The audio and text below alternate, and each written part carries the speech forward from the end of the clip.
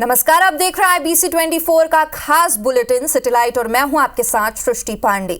और चलिए खबरों का रुख करते हैं। ग्वालियर जिला शिक्षा अधिकारी का एक आदेश इन दिनों सुर्खियों में है। इस आदेश में शिक्षकों की ड्यूटी भिखारियों को तलाशने में लगाई गई है, जिसमें शिक्षकों के साथ साथ कुछ स्कूल के प्राचार्य भी शामिल हैं, जिस पर सियासत भी अब गरमाई हुई है और विवाद बढ़ने पर DO के स्वर भी बदल गए हैं। देखिए ये रिपोर्ट।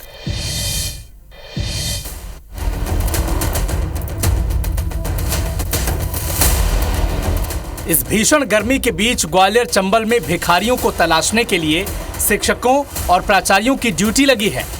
जिला शिक्षा अधिकारी ने इस आशय का आदेश जारी किया है। आदेश में बकायदा हर दिन 9 घंटे तक शिक्षकों को भिखारियों को खोजने का काम दिया है। वे भीख मांगकर जीवन यापन कर रहे छोटे बच्चों और उनके माता पिता को चिन्हित करेंगे और उन्हें मुख्य धारा में लाने का काम करेंगे। महिला बाल विकास और हम लोगों ने जो है वो अपने जो अमला है हमारा, उसकी हमने ड्यूटी लगाई है और उसके माध्यम से हम जो है बच्चों को, ऐसे बच्चों को चिन्हांकित कर रहे हैं जो शहर के कई जगहों पर जो है वो भिक्षावृत्ति का काम कर रहे हैं। जारी आदेश में महिला बाल विकास विभाग के विशेष अभियान का जिक्र किया है, जिसको लेकर सियासत भी शुरू हो गई है। आदेश को बीजेपी सांसद से लेकर कांग्रेस विधायक गलत बता रहे हैं। उनका कहना है कि इन्हीं फैसलों के चलते शिक्षा का स्तर प्रदेश में गिरता जा रहा है। जो शिक्षक हैं, जिस तरह शिक्षा के लिए वो समर्पित हैं, इस तरह के काम उनको नहीं दिए जाए तो ज़्यादा अच्छा है, क्योंकि अपनी ड्यूटी वो अच्छी तरह करें। मेरा मानना यही उनसे अपेक्षित होना चाहिए। धीरे धीरे भारतीय जनता पार्टी के राज में शिक्षकों का जिस प्रकार से अपमान हो रहा है, भेदभाव किया जा रहा है। आज शिक्षकों को चाहे जहाँ ड्यूटी किसी की हो वहाँ लगा दिया जाता है, चाहे भिखारियों को पकड़ने के लिए शिक्षकों का उपयोग कर रहा हो, चाहे चुनाव में उपयोग करें, चाहे वो गणना के लिए उपयोग करें। हर जगह शिक्षकों को शिक्षा का काम छोड़कर शेष कामों में लगाया जाता है। फिलहाल ग्वालियर के जिला शिक्षा अधिकारी के इस आदेश के खिलाफ प्रदेश के टीचर्स में खासा आक्रोश है। नासिर गौरी, IBC24 ग्वालियर।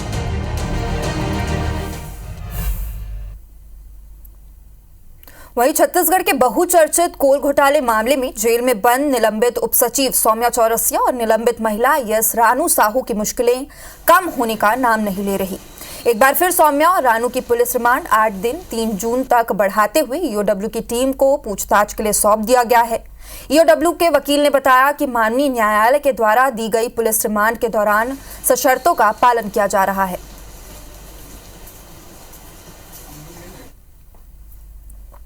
जो कारण है वो यही है कि अगर आप हमको कोई उचित समुचित उत्तर दे दें, हो सकता है कि वो आपको लाभ दे दे, लेकिन उनकी तरफ से जो है बहुत ज़्यादा ऐसा सहयोग हमको भी वर्तमान मिला नहीं है। हम ऐसी आशा करते हैं कि वो परिस्थिति को समझ करके और आज के जो हमारा तर्क हुआ है यहाँ कोर्ट के सामने, उसे समझ करके ज़रूर हमारे अनुसंधान में भाग लेने की कोशिश करेंगे। और वहीं कोयला घोटाले के मामले में जेल में बंद सौम्या चौरसिया को बिलासपुर हाईकोर्ट से बड़ा झटका लगा है। कोर्ट ने अंतरिम राहत देने से इनकार कर दिया है। सौम्या की जमानत अर्जी पर हाईकोर्ट ने ED से जवाब मांगा है। सौम्या चौरसिया के बच्चों की परवरिश के आधार पर जमानत की मांग की है। अब 10 जून के बाद मामले की सुनवाई होगी। सौम्या चौरसिया को मनी लॉन्ड्रिंग के केस में ED ने 2 दिसंबर 2022 को गिरफ्तार किया था, जिसके बाद से सौम्या चौरसिया रायपुर के सेंट्रल जेल में बंद है। इससे पहले कोयला घोटाला और मनी लॉन्ड्रिंग केस में सुप्रीम कोर्ट ने सौम्या की जमानत याचिका खारिज कर दी गई थी और कोर्ट में गलत तथ्य पेश करने पर 1 लाख का जुर्माना भी लगाया था।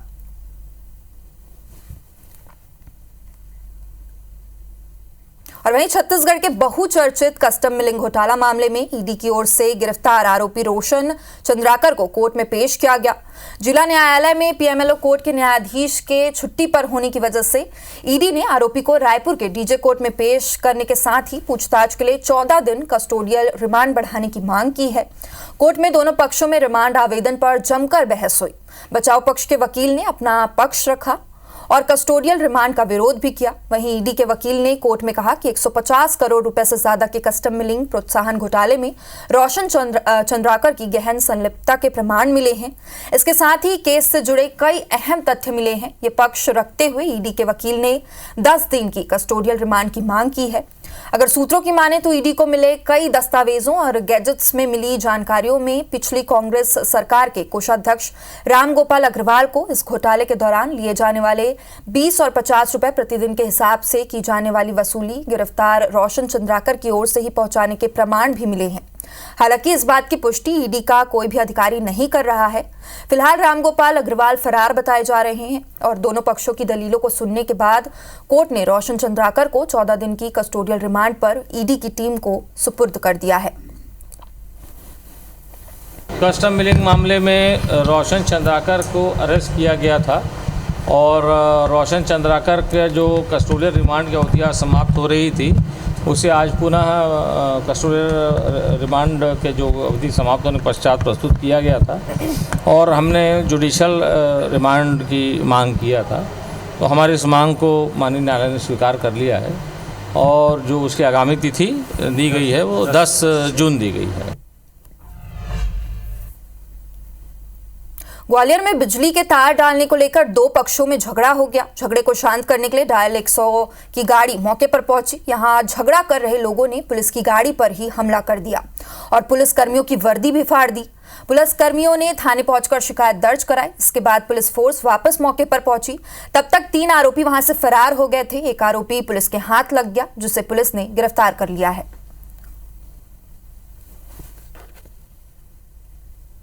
तो वो सूचना के अनुसार पुलिस टीम FRV लेके उधर पहुंच गया था महाराष्ट्र थाने के FRV। तो ये FRV के जो आरक्षक जब वो स्पॉट पे पहुंच गया था उनके साथ कुछ लोगों ने द्वारा अभद्रता और मारपीट की गई। उसमें 4 लोग हैं, 2 नामजद है और 2 अख्यात है। तो एक अवधेश गुर्जर को कल रात में ही कस्टडी में लिया था और उनके ऊपर कार्रवाई किया, जेल भेज दिया। वहीं झाबुआ से बड़ी खबर है, जहां अवैध शराब को लेकर बड़ी कार्रवाई की गई है। अवैध शराब से भरे 9 ट्रक, 1 कंटेनर जब्त किए गए हैं। जब्त शराब की कीमत 15 करोड़ रुपए बताई जा रही है। आबकारी विभाग और पुलिस की ये बड़ी कार्रवाई सामने आई है। तो झाबुआ से इस वक्त की बड़ी खबर बता रहे हैं, जहां शराब जब्त की गई है। अवैध रूप से ये शराब बिक रही थी और 15 करोड़ रुपए इसकी कीमत आकी गई है। और इसमें ज्यादा जानकारी के लिए हरीश हमारे साथ जुड़ गए हैं। हरीश, बताइए क्या है ये पूरा मामला? जी, आपको बताना चाहूंगा कि ये करीबन शाम को 6 बजे बाद ये कार्रवाई शुरू की गई है। ये ग्वालियर से दमन के लिए TP पर परमिट पर निकली थी गाड़ी, जो समय पर वहां नहीं पहुंच पाई। ये झाबुआ तक ही इसका समय खत्म हो गया था, जिसके तहत पुलिस ने 1 ट्रक पकड़ा है। वहीं आबकारी विभाग ने 1 कंटेनर और 8 ट्रक पकड़े हैं। इन सभी गाड़ियों का एक अनुमानित लगाया जाए, किसी में 1200 पेटी, किसी में 1300, किसी में 1400, किसी में 1600, इस तरीके से हाई रेंज की सारी शराब है, जो कहीं 1000, 1200, 1500, 2000, 2500 तक की कीमत की इनमें शराब है। और ये जाते समय 15 गाड़ी निकली थी ग्वालियर से दमन के लिए, जिसमें से 5 गाड़ी का परमिट होने से ये चली गई झाबुआ के Gujarat border petrol check post से पार हो गई थी, जिसे नहीं पकड़ पाई। ये 10 गाड़ियां जो थी ये इनका टाइमिंग खत्म हो गया था, जिसके तहत ये कार्रवाई की गई है। सभी गाड़ियां 9 गाड़ियां आबकारी विभाग ने जब्त की है, जिन्हें झाबुआ के होमगार्ड के अंतर्गत रखा गया है। वहीं एक गाड़ी पेट्रोल पुलिस चौकी ने पकड़ी है, जो एक ट्रक वहीं खड़ा है। जी हरीश, बहुत बहुत धन्यवाद इस पूरी जानकारी के लिए। इसमें और अपडेट के लिए आपके पास फिर जुड़ेंगे।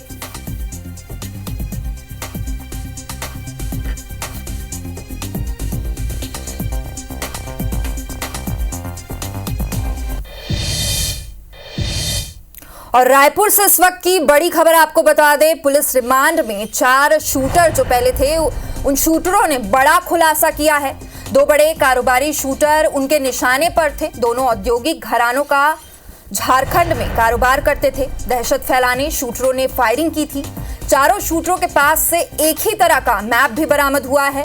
बाइक चोरी कर पचपेड़ी नाका में इनका पहले मिलना तय हुआ। दोपहर 12 बजे तेलीबांधा के पास उनका टारगेट पहुंचा। टारगेट पूरा कर शूटरों का बोकारो भागने का प्लान था। मुंबई और झारखंड पुलिस ने रायपुर पुलिस के संपर्क किया। शूटरों को गन खरीदने और खर्चे के लिए पैसे भी दिए गए। पुलिस शूटरों के बैंक अकाउंट की जांच कर रही है। मलेशिया से इसे मयंक सिंह नाम का एक व्यक्ति ऑपरेट कर रहा था, इसकी जानकारी भी पुलिस को मिली है।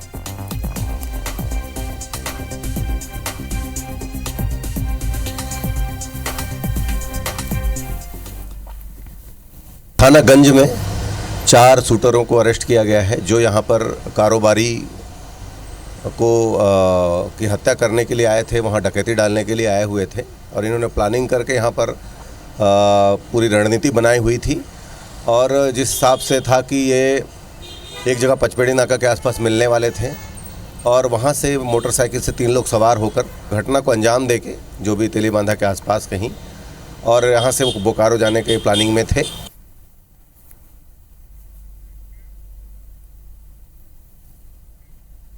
तो इन शूटरों ने बहुत बड़ा खुलासा किया है। छत्तीसगढ़ के बड़े कारोबारी इनके निशाने में थे और इस पे ज्यादा जानकारी के लिए हमारे साथ लाइव जुड़ रहे हैं तहसीन जैदी। तहसीन, बताइए पुलिस पूछताछ में क्या बड़े खुलासे हुए हैं?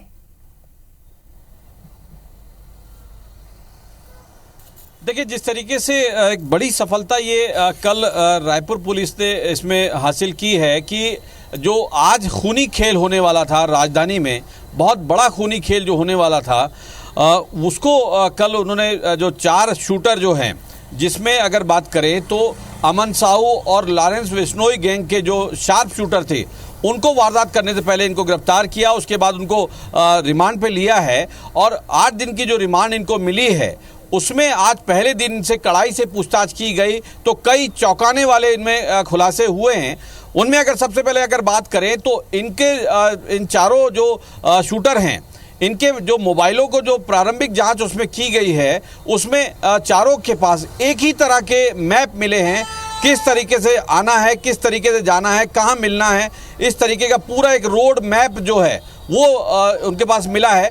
उसमें जिस तरीके से अगर बात करें तो इन चारों को आज सुबह यहाँ पचपेड़ी नाका पे मिलना था। सबसे पहले इनको एक गाड़ी जो 2 पहिया जो मोटरसाइकिल थी वो चोरी करके उनको आज यहाँ मिलना था। 12 बजे उन्होंने टारगेट तय किया था कि तेलीबांधा के आसपास, क्योंकि जो घराने हैं, जो औद्योगिक घराने हैं, उनके जो ऑफिसेज हैं, जो उनके कार्यालय हैं, वो आसपास तेलीबांधा के ही हैं। तो वहाँ पे उन्होंने रेकी करके उन्होंने एक सॉफ्ट टारगेट इलाका, जो सॉफ्ट इलाका इन्होंने चुना था, वहाँ पे इस वारदात को अंजाम देना था और सीधे बोकारो की तरफ इनको निकल जाने का इनका प्लान था। इस तरीके के उन्होंने पूछताछ में खुलासे किए। इसके अलावा इन शातिर शूटरों ने पूछताछ में जो बताया है, कई चौंकाने वाले उसमें मामले सामने आए हैं। जो उन्होंने बताया है कि इनके द्वारा जो है, इससे पहले ये जो आज वारदात करते, इससे पहले इन्होंने इन दोनों जो औद्योगिक घराने हैं, इनके जो कार्यालय हैं, जो वहाँ स्थल है, जो ठेके चल रहे हैं जहाँ पे झारखंड में, वहाँ के जो कई ट्रक हैं, वहाँ के कई जो अधिकारी कर्मचारी हैं इस ग्रुप के, उन पर गोली फायरिंग की है दहशत बनाने के लिए। तो इस बात का भी खुलासा हुआ है। उसके बाद पुलिस ने झारखंड पुलिस से संपर्क किया है। इसके अलावा अगर बात करें तो इनमें जो गिरफ्तार जो हुए, जो इनके पूरे मास्टरमाइंड इनको बोल सकते हैं, पप्पू सिंह और रोहित स्वर्णकार, ये वो दोनों शार्प शूटर हैं जिनके द्वारा जो सलमान खान के घर में पिछले दिनों फायरिंग की गई थी, उसमें ये शामिल थे। तो मुंबई पुलिस ने भी रायपुर पुलिस को संपर्क किया है और 1-2 दिन में जो मुंबई पुलिस है वो रायपुर आके इनको प्रोटेक्शन वारंट पे ले जा सकती है या यहाँ पे इनसे पूछताछ कर सकती है। तो कुल मिला के कह सकते हैं कि आज जो खूनी खेल होने वाला था उसको पुलिस ने रोका है। एक बड़ी कामयाबी इसको पुलिस में इसको हासिल की है। और अभी जिस तरीके से अधिकारी का कहना है कि इनके जो मोबाइल हैं, तो ये बिश्नोई गैंग की अब नजर छत्तीसगढ़ के कारोबारियों तक पहुंच गई है और इस मामले में ये बड़ा खुलासा माना जा रहा है। इस पे और भी अपडेट के लिए आगे आपके साथ फिर जुड़ेंगे। फिलहाल इस पूरी जानकारी के लिए बहुत बहुत धन्यवाद। तो वहीं इंदौर में लगातार डिजिटल अरेस्ट के मामले सामने आ रहे हैं, जिसमें आरोपी लोगों को डराकर उनसे मोटी रकम अकाउंट में ट्रांसफर करवा लेते हैं। इंदौर में पिछले 2 महीने से 3 डिजिटल अरेस्ट के मामले सामने आए हैं। एक बार फिर सॉफ्टवेयर इंजीनियर युवती को आरोपियों ने अपना शिकार बनाया। युवती को पहले उसके डॉक्यूमेंट टेररिज्म में उपयोग होना बताया और इसके बाद उसे 2 घंटे तक डिजिटल अरेस्ट स्काइप पर करके रखा। जिसके बाद सीबीआई ईडी के अलग अलग अधिकारी बनकर युवती को डराया गया। साथ ही युवती के माता पिता को आतंकवादियों से खतरा बताया गया, जिसमें युवती बेहद डर गई और 12 लाख रुपए ठगों के अकाउंट में ट्रांसफर कर दिया। वहीं इस मामले में पुलिस आरोपियों की जल्द गिरफ्तारी की बात कह रही है। नया डिजिटल अरेस्ट का, जिसमें एक बच्ची जो कि इंदौर की रहने वाली है और बेंगलोर में जॉब करती है डेल कंपनी में, और उसके पास फ़ोन आया और ये बताया गया आपके जो डॉक्यूमेंट्स हैं वो यूज हुए हैं आतंकवादी गतिविधियों में, यूज हुए हैं टेररिस्ट एक्टिविटीज़ में, और आपने अगर इसको कहीं भी शेयर किया जान से ख़त्म कर दिया जाएगा। और इस तरह से उसको डराया गया। फिर बोला कि मैं डीसीपी बोल रहा हूँ, आपकी मदद कर रहा हूँ मैं, और पैसे डलवाए तो इसमें 12 लाख रुपए का उसके साथ फ्रॉड हो गया है। तो इस तरह की एक क्राइम ब्रांच में कंप्लेंट आई है, उसको तत्काल गंभीरता से ले जाकर उस पर कार्रवाई की जा रही है। तो वहीं ग्वालियर में सिंधिया रियासत के महाराज और केंद्रीय मंत्री ज्योतिरादित्य सिंधिया की पगड़ी रस्म का आयोजन हुआ। राजमाता माधवी राजे सिंधिया की 13वीं पर त्रयोदशी पूजन ब्राह्मण भोज के बाद पगड़ी रस्म आयोजित की गई। संकट मोचन हनुमान मंदिर में ज्योतिरादित्य सिंधिया अपने बेटे महाआर्यमन सिंधिया और परिजनों के साथ पहुंचे। हनुमान जी की पूजा के बाद मंदिर परिसर के एकांत में शाही पगड़ी रस्म का आयोजन हुआ। इसके बाद महाराज बाड़ा गोरखी में राजशाही परंपरा के अनुसार कुलगुरु मंसूर शाह बाबा की पूजा अर्चना की। उन्होंने क्षत्रिय में पूर्वजों से आशीर्वाद भी लिया।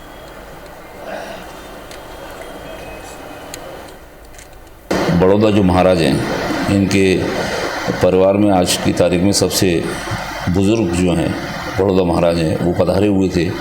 उन्होंने उन्हें नए वस्त्र पहनाए और पगड़ी धारण कराई।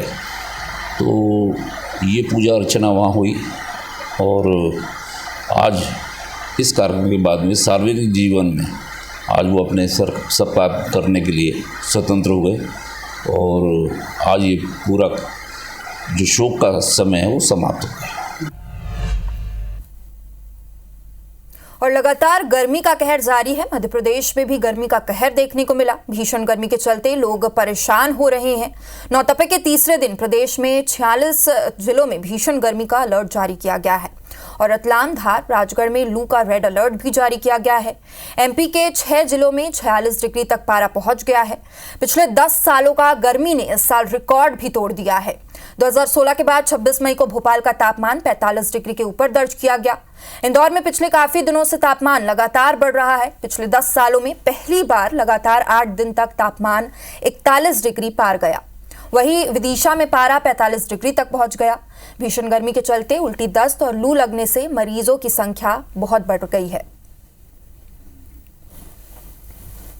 इंदौर में पिछले 10 सालों का गर्मी का रिकॉर्ड टूट चुका है, इसलिए इस बार इंदौर में हमें नए तरीके गर्मी के बचाव के देखने को मिल रहे हैं। इस वक्त हम आपको इंदौर के चाणक्यपुरी चौराहे की तस्वीर दिखा रहे हैं, जहां पर आप देख सकते हैं कि टेंट यहां पर लगाया गया है लोगों के लिए, ताकि वे लोग जो भी यहां से गुजरते हैं वे लोग यहां पर रुक सके और यहां पर जब वे रुकते हैं तो उस दौरान उन्हें छाया मिल सके, क्योंकि इंदौर में सुबह से ही जो पारा है वो 38 से 39 के तक पहुँच चुका होता है और ऐसे में दोपहर होते होते तक 45 से 46 डिग्री के बीच में तापमान पहुंच जाता है। यहाँ पर जो छाया मिल रही है लोगों को, उससे उनका क्या कहना है? भैया, टेंट लगाया गया है आप लोगों के लिए, कितनी राहत मिल रही है इससे? बहुत राहत मिलती है इस समय, और ऊपर से धूप का बहुत ज़्यादा एकदम कड़क नौतपा चल रहा है, इस कारण धूप बहुत लग रही है, तो अच्छा है यहाँ पे। इससे गर्मी में बहुत ज़्यादा मतलब लोगों को सहायता मिल रही है इससे, क्योंकि अभी जिस तरीके से गर्मी तेज़ हो रही है उस हिसाब से तो ऐसा लग रहा है कि भयंकर तापमान और ऊपर जाए। बिल्कुल, तापमान और ऊपर जा सकते हैं। भैया, कुछ समय आप लोगों को यहाँ रुकना होता है, करीब 1.5 मिनट, लेकिन वो 1.5 मिनट में भी तपन जो है वो काफ़ी महसूस होता है। जी, और इसके लिए इन्होंने